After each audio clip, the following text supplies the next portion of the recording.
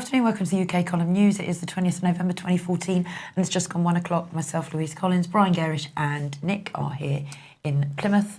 And a bit grey here today in Plymouth, but better skies, I think, elsewhere, according to Intbel. Muggy and cloudy in Dorset, sunny and mild in Swansea.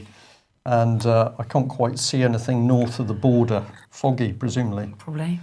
Go on then. This is. I'm just looking at the picture you're about to put up. Apologies. Well, no, I'm not going to. Nice. I'm going to apologise. Okay, you apologise.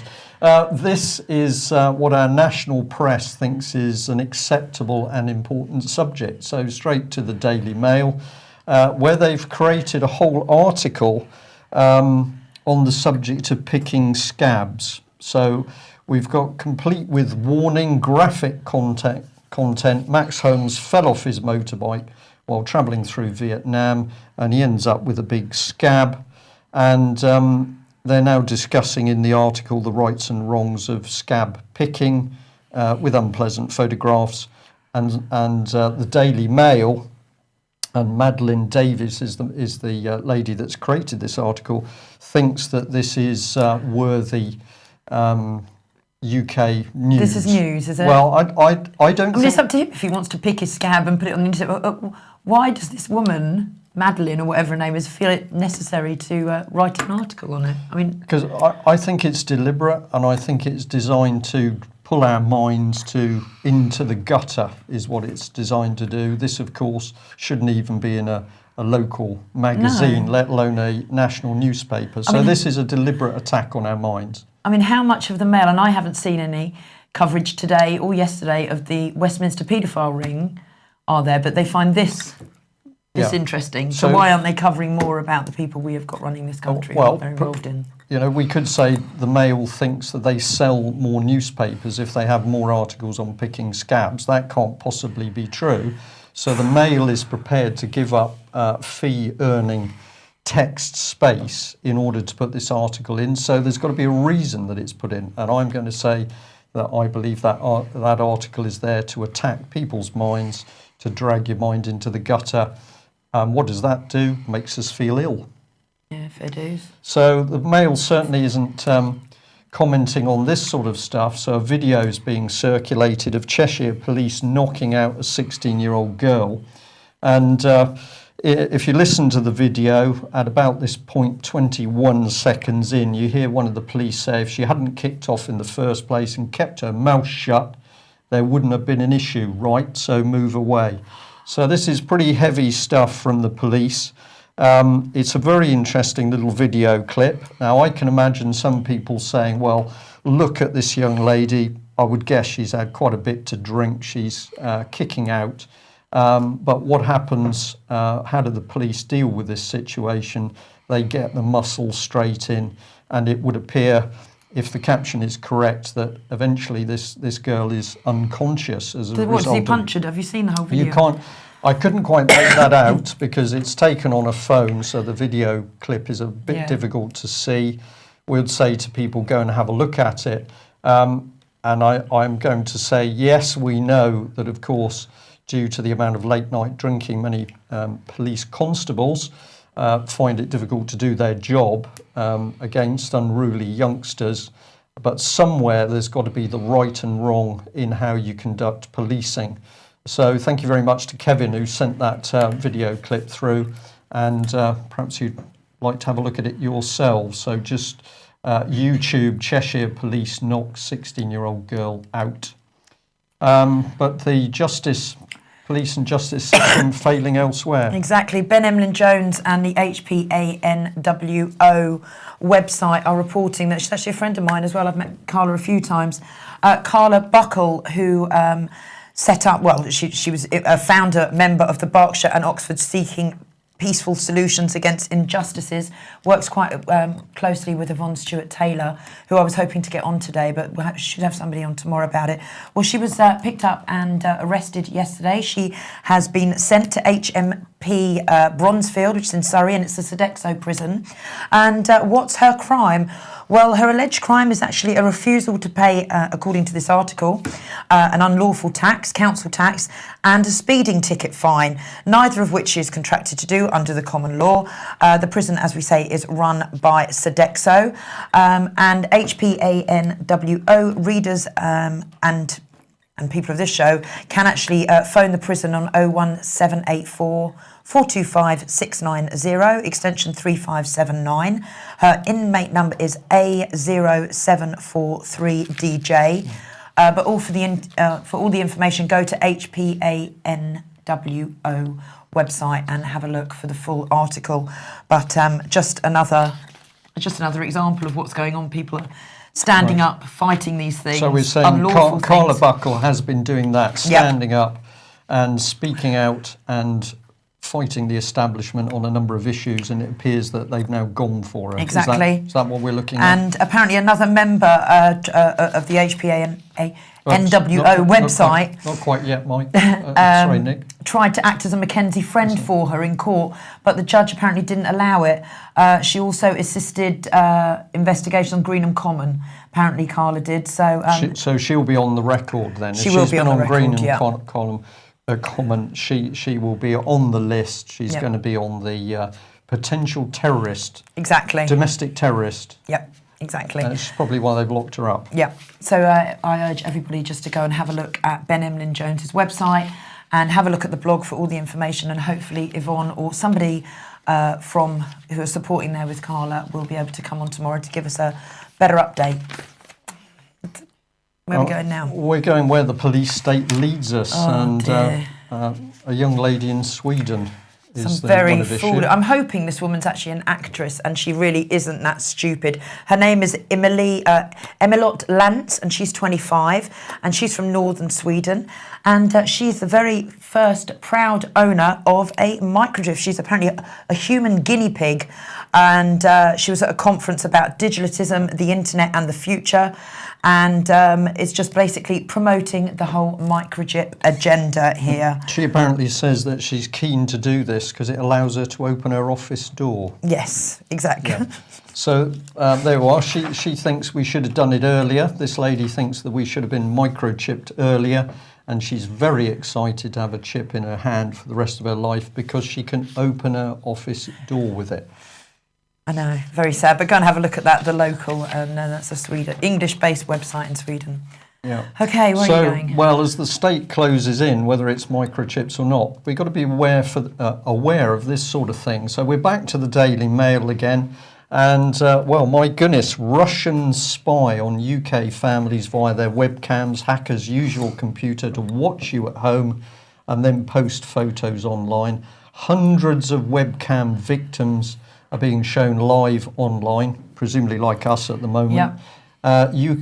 Users can watch people in their living rooms or babies in their cots, and hackers target cameras when where users have not changed default passwords. But of course the key word with this is Russians. Lots of emotive stuff. So this young lady took her laptop into the bath, as you do, and then somebody was spying through the webcam. So she was obviously terrified, and presumably the Russians are spying on all of us in our baths. Absolutely, yeah. They've been Russia's actually been hit by Ofcom, just saying about that.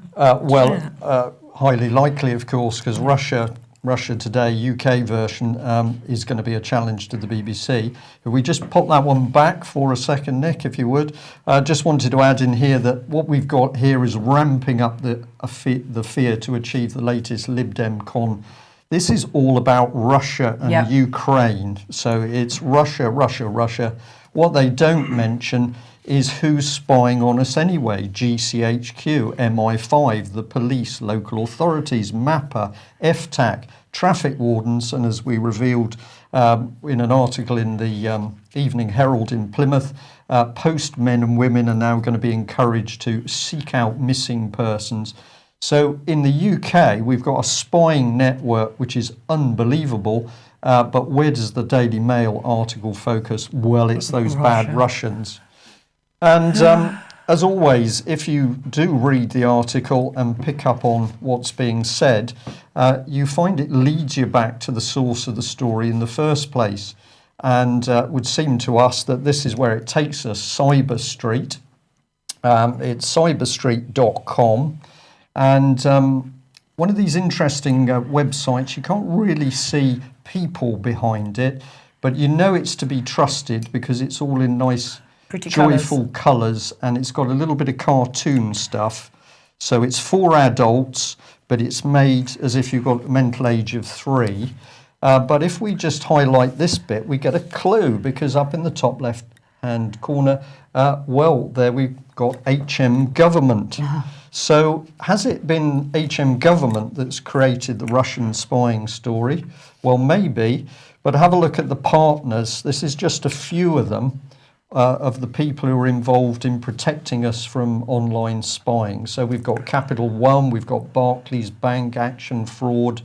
ADS is the premier trade organisation for all companies operating in the UK aerospace, defence, security and space sectors. Wow. So British Aerospace, handling all the military secrets it does, goes to a little website with cartoon buildings to learn how to protect itself from Russian hackers.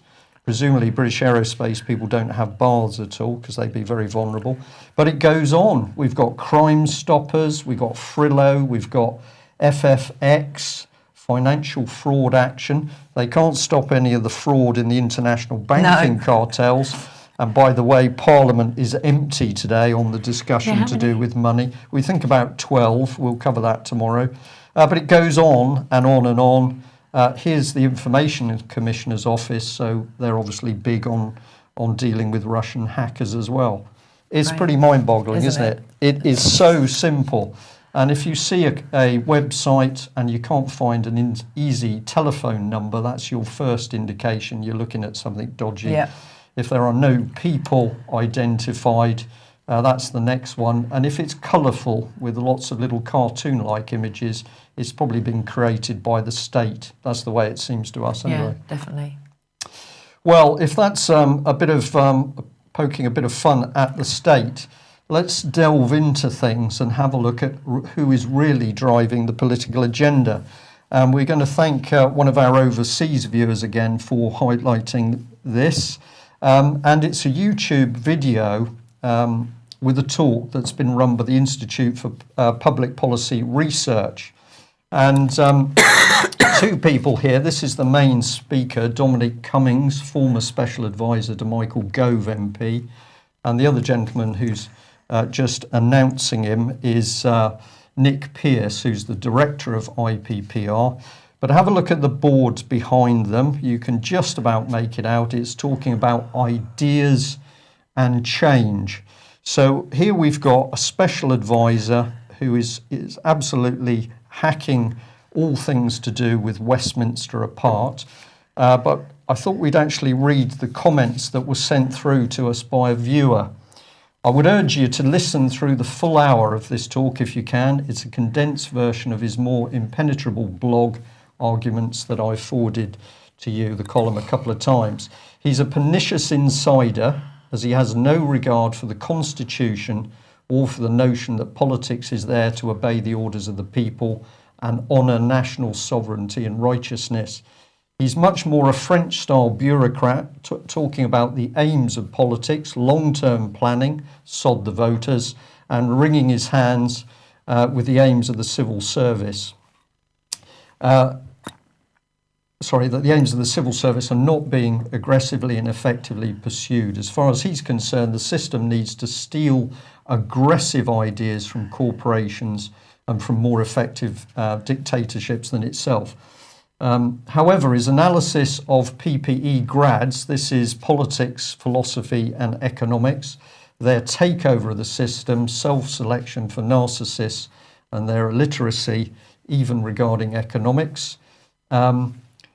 So he's basically attacking all the people that come into politics as a result of getting this PPE degree through Oxford or Cambridge, and that's most of our politicians.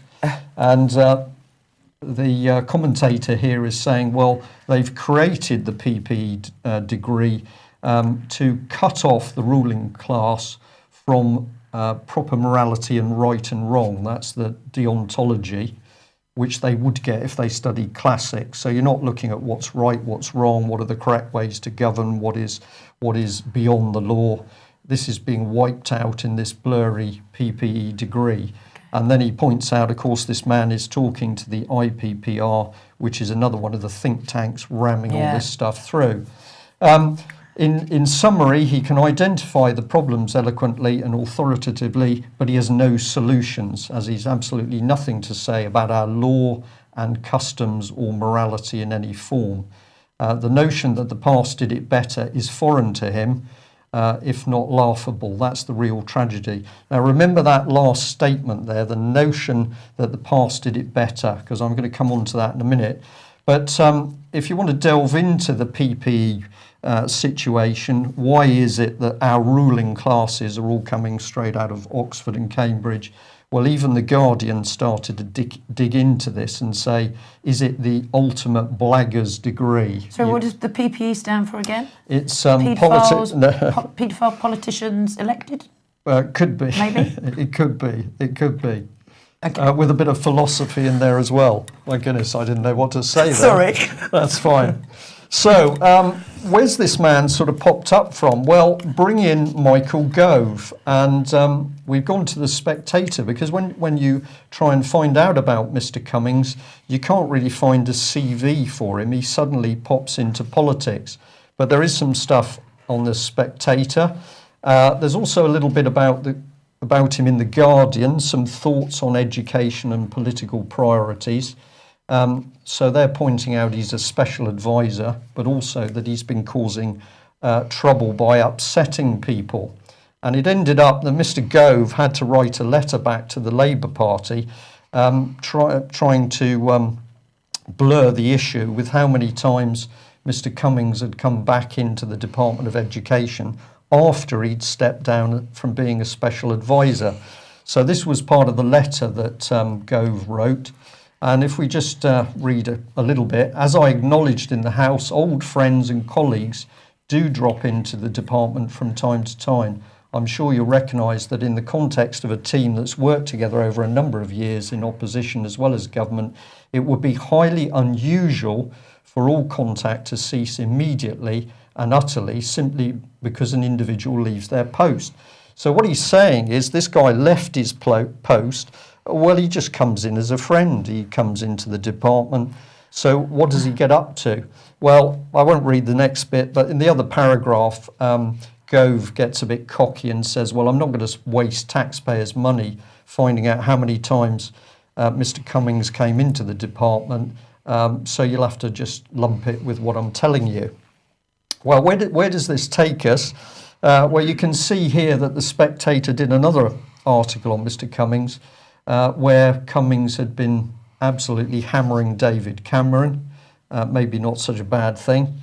But the Mail here picked up that Cummings has trenchant views on how generations of children have been failed by Britain's school system. His mother was a special needs teacher, and then we get the meat.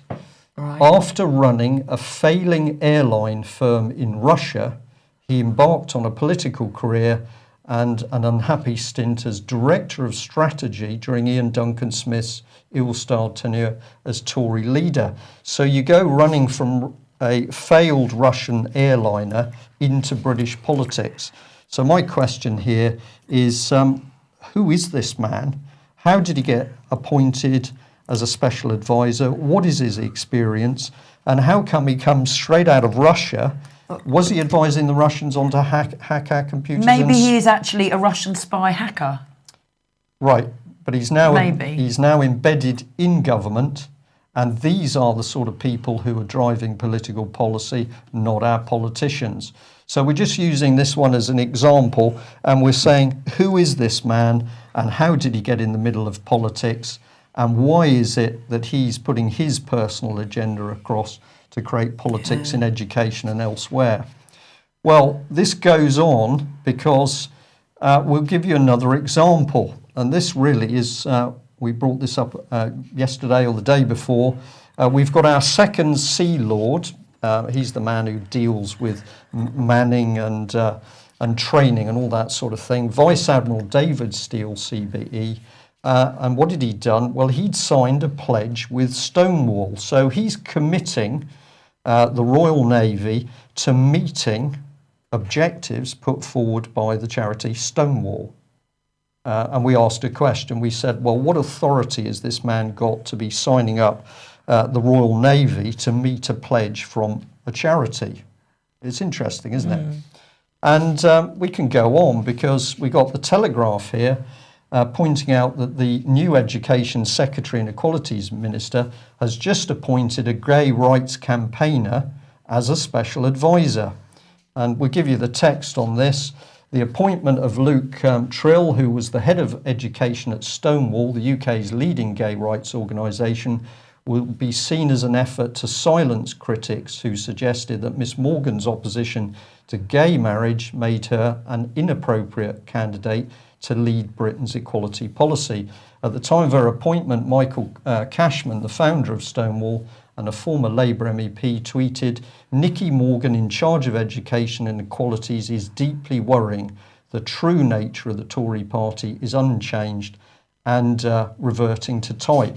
So we think the key thing is here to ask a question. It's really about Mr. Luke Trill, what he is about. Is this another aggressive political homosexual who's going to force his personal views and values onto the nation through education?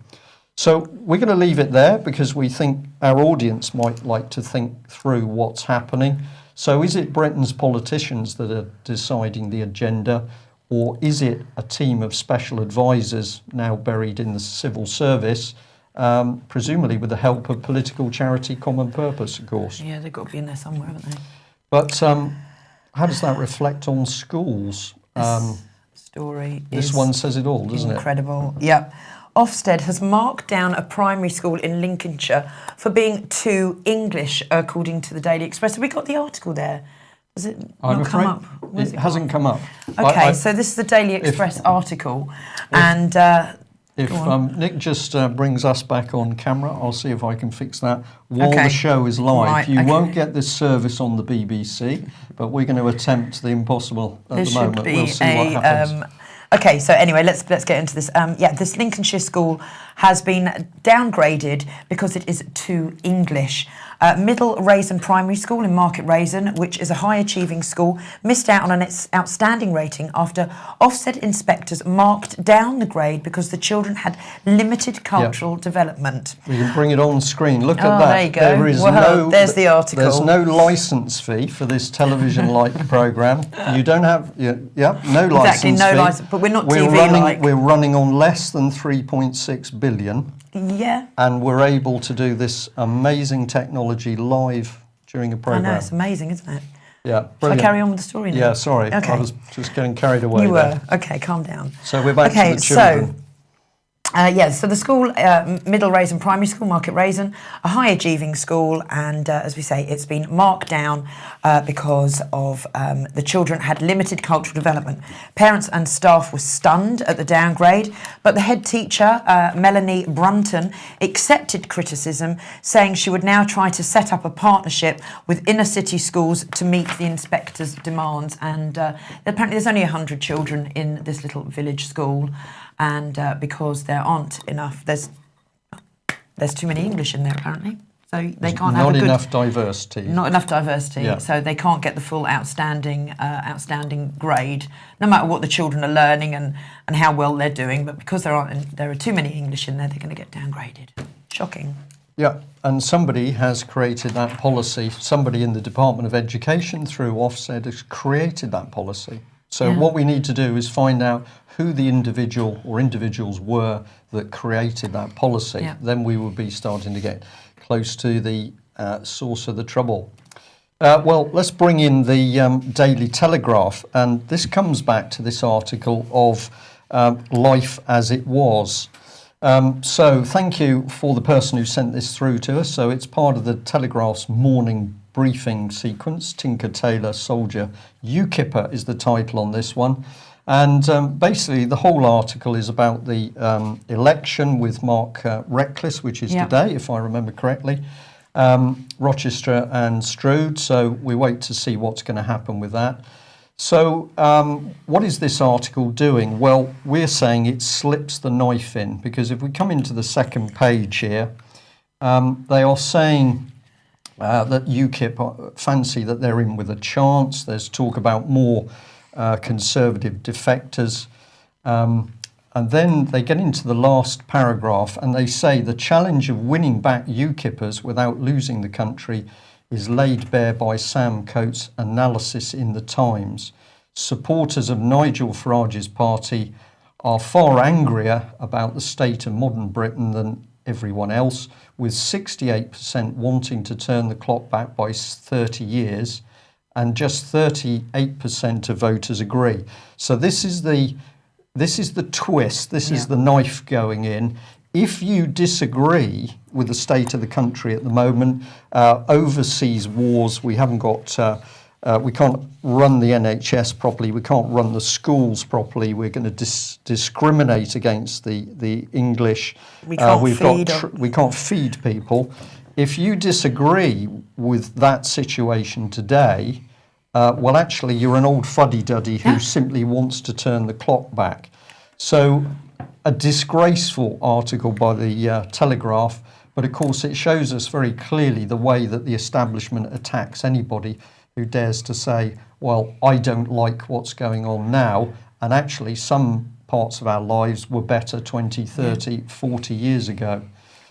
So you might like to read that article, written by Stephen Bush. Well, I don't know, perhaps he's related to the Bush family. Probably not. Probably not, no.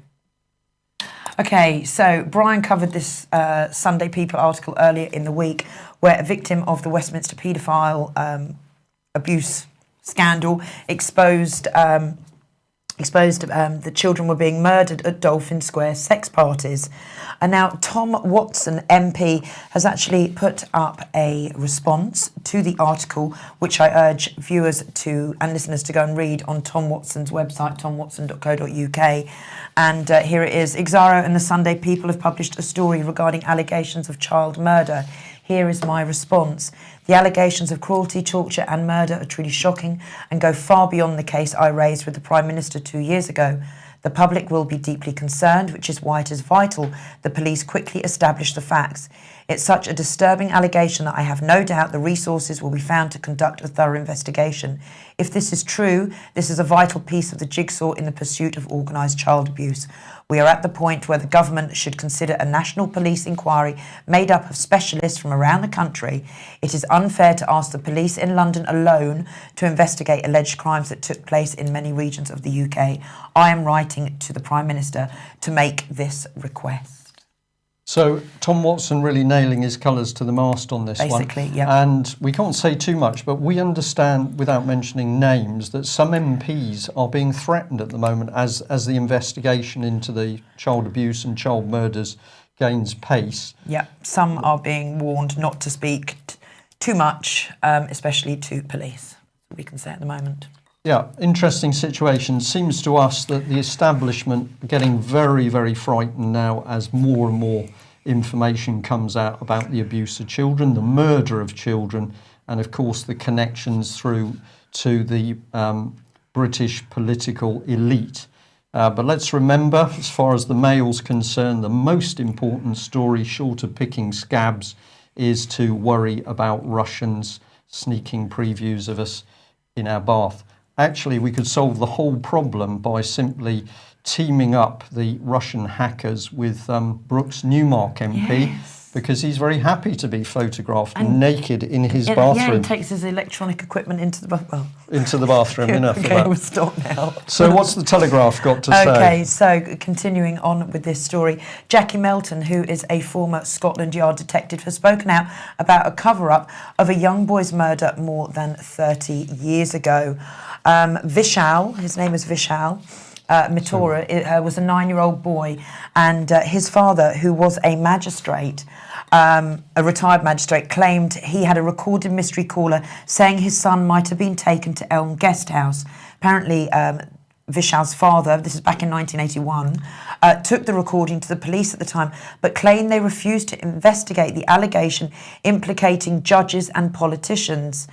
And Vishal's father, Mr. Mathura, said it had been a huge cover-up. Vishal vanished less than a mile away from Elm Guest House. He was abducted when he walked home after watching Charles and Di's wedding procession. And 6 months later, his bones were found in a field in Sussex. So this lady, what is her name? Jackie Melton, she has now spoken out, and she says there is clear evidence that something was happening at the guest house. If nothing has been done about it in retrospect, then Vishal's father is right. Either the police disbelieve it or they covered it up one way or another. And apparently, one sec, Nick Clegg described the allegations as grotesque and echoed Mr. Mathura's calls for a proper investigation. And Simon Danczuk, the MP who exposed Cyril Smith, said he may raise the issue in the Commons today. So we just need to keep an eye out on if Mr. Danczuk speaks. And if I got this right, Keith Vaz just happened to be head of the legal team for the local authority in whose area Elm Guest House was located, but he apparently says that he didn't know anything about this that was going on. So maybe a few questions to be asked there, but what it appears to us is that the truth is bubbling up to the surface now. As more publicity comes out, more people are coming forward with information.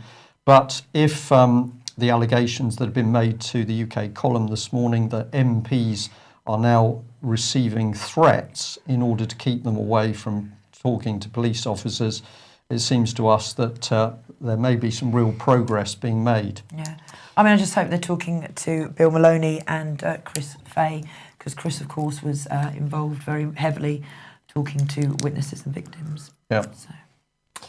Okay, well, we're going to jump back on something we've mentioned previously, and that was that our local supermarkets are now happy to help serve flu vaccinations. And we did mention this, but we didn't have the leaflet, so here it is. Flu vaccination in-store service. Get your flu vaccination here.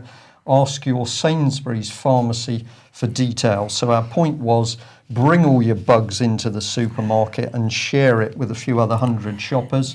But there we are. Visit your Sainsbury's pharmacy to find out about flu vaccinations. And there's all the information in nice bright colours, all laid out simply for adults. They're doing it at Tesco's and Asda, and all the big supermarkets are involved. I think it's about a tenner you've got to pay, I believe. Right, so worried about catching flu this winter. What is flu? When should you get yourself vaccinated?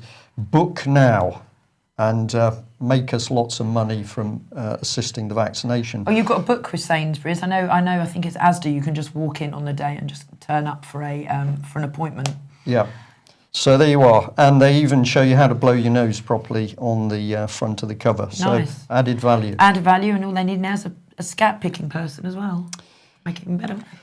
Okay, take us to America. Okay, so this story was picked up by Health Impact News, but it actually comes from the website of the Centre for Disease Control. The CDC state that on February 10th, 2014, the USS Arden, a Navy minesweeper, was on a training exercise in California when 25 crew members were taken ill with flu-like symptoms. Swabs were apparently taken, and at least 16 of the 25 were confirmed with influenza. A statement confirming all Navy operational units are vaccinated and admit that even though vaccinations have been administered, flu outbreaks can still occur in highly vaccinated military populations. And Health Impact News really says what I'm thinking. What does that say then about the mandatory flu jabs for our children? If it's going to be, if they're openly admitting that in vaccinated areas, flu is still running wild within the military, so what's it doing to our children? Well, that's the question, and we'll leave that question hanging out there because a lot of people doing research into it. If you still haven't seen any of Christina England's work, just Google Christina and have a read of her excellent work on vaccines and the dangers of vaccines. Vactruth, VACTRUTH.com. Does that take us to Ebola then? Yeah, okay, rents here. Ebola, a man-made disaster for diamonds. What do Sierra Leone and Liberia and Guinea have in common? Not just Ebola, according to this article. And what makes diamonds of Sierra Leone, Guinea and Liberia so special is that this is one of the rare regions of the world containing large alluvial diamonds, which are massive rocks of about 300 plus carats. And this article is saying it is no surprise that the Ebola outbreak is being pushed so much when they are so desperate to get in there for the minerals of these countries. And in this article it says, if you think that diamonds cannot be a reason for destabilising an entire nation, people should think again. And we do not as yet have the documents to prove that De Beers, which I believe is a Jewish Zionist...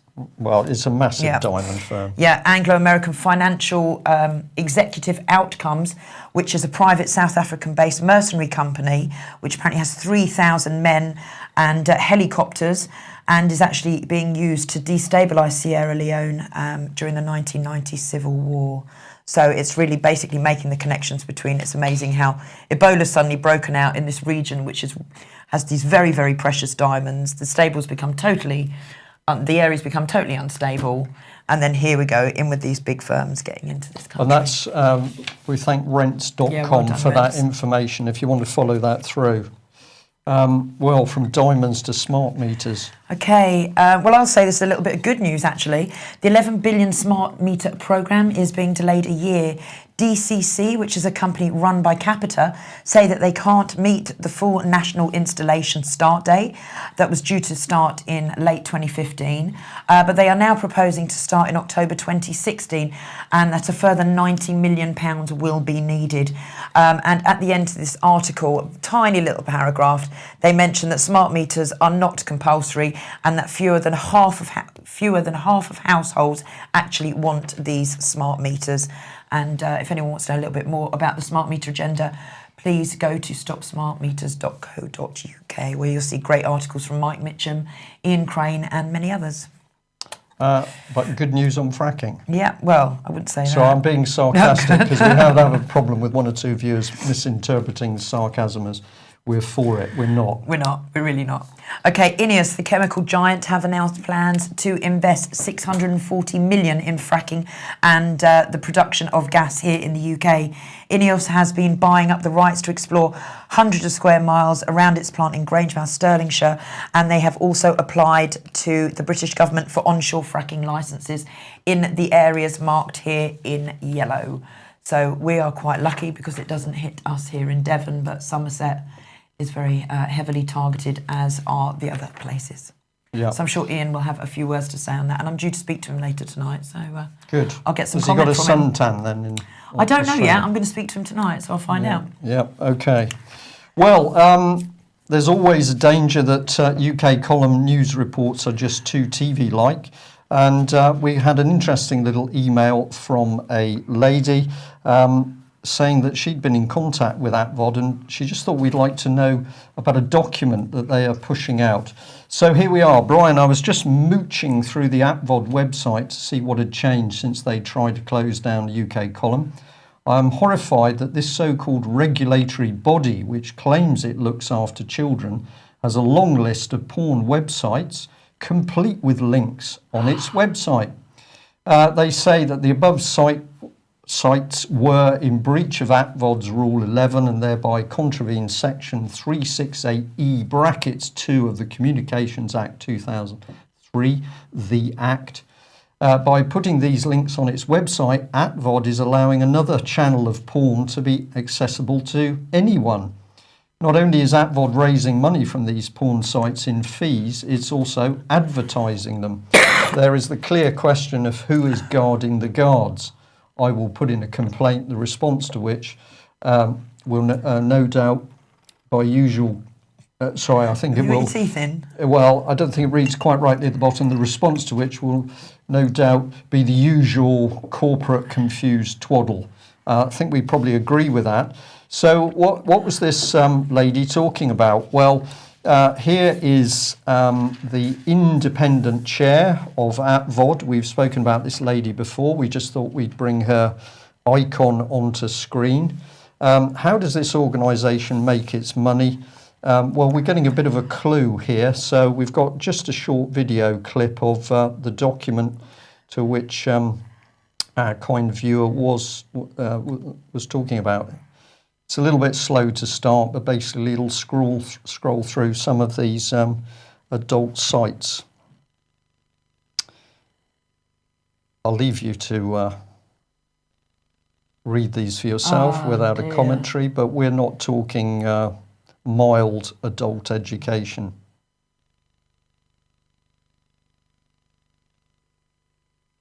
Have we had any comeback from them recently since we stopped being so TV-like and taken everything off? No, I think they got a little bit. I think they got a little bit nervous, but there's more to come with the Atvod saga, because the key thing is exposing them for what they are, and that is out of control. Yeah. So as usual, we're not going to apologise for putting this up on screen, but as the lady says, what is Atvod doing? These are active links in the document, so if you click on them, they take you straight through to the sites. Here is Atvod claiming it's protecting children. Seems to us what they're actually doing is making money to pay their salaries off the adult sex industry. Nice. Okay, well, you've got an advert. We do. Tonight's show, Danielle and I are talking to Ian Puddick and what he's been up to, and there is a new documentary that he is involved with, and he's been working alongside Michael Doherty as well. So an hour's show tonight at midnight on peoplesinternetradio.com or noholdsbarredradioshow.com. Okay, and just a couple of words. Melanie Shaw continues to say that literally she is overwhelmed by the support she's received to help her through this next saga in her life. So she's still on bail. She still hasn't received any of her allowances. We spoke to her last night, and she is in a very good frame of mind. There will be an appeal going forward, but it's your generosity that has helped her survive, really, and feed herself. So all of those of you that have kindly sent through postal orders, thank you very much. And I can tell you that Melanie is quite overwhelmed by support, because she said, I have never had this type of help and kindness from people in my whole life. Nice one. We should also remember Robert Green. Of course, Robert is still stuck at home, having to report on bail to Cheshire Police every day. But we understand that Robert now believes that he is going to be charged with harassment against an individual north of the border. So he will have been held on bail, reporting to the police every day for virtually a year, because a solitary individual north of the border made an allegation of harassment. Do we believe that? Well, personally, I don't believe it. I think the charge is real. That is how it's framed.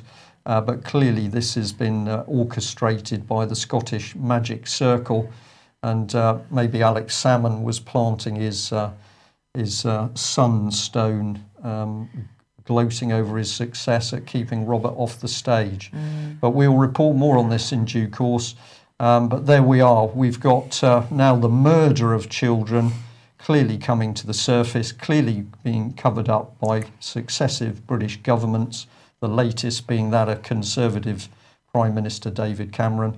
Meanwhile, the victims imprisoned, Sodexo Prison Peterborough, Melanie Shaw, or simply Carla Buckle, or people simply put under house arrest for protracted periods, as with Robert Green. People are asking, Adrian's asking, how can people contact Robert? Because he's not allowed to use the internet still, is he? So people could write here, couldn't they? And you could forward it on? Yes, if anybody would like to communicate with Robert, we'd be very happy to forward on letters to him. I'm sure he would like to hear from people. And perhaps I'm actually going to say now, this wasn't planned, but I know that Robert Green is another person who is in very difficult financial position because of what has been happening to him. I'm not going to say any more than that. And if I'm going to mention Robert Green, I'm also going to say this is true of Bill Maloney. And one of the things I know for Bill Maloney is that he really needs a new professional spec Apple computer in order to do his film and graphics processing. So there are many good people out there struggling. If you think you can help, well, we would be interested in helping, but I'll say no more. Okay. Thanks very much for joining us. And can I just do a thing for the bumper stickers, T-shirts? Quick. Yeah, I'll be quick. Bumper stickers, leaflets, and who folded this up last? Probably Mike. And the T-shirts are all available from Carol at ukcolumn.org, and that's CAROLE at ukcolumn.org. And everything that we get in from you guys helps us continue what we're doing. So thank you so much. Thank you. That's it. Bye. See you tomorrow. Bye-bye.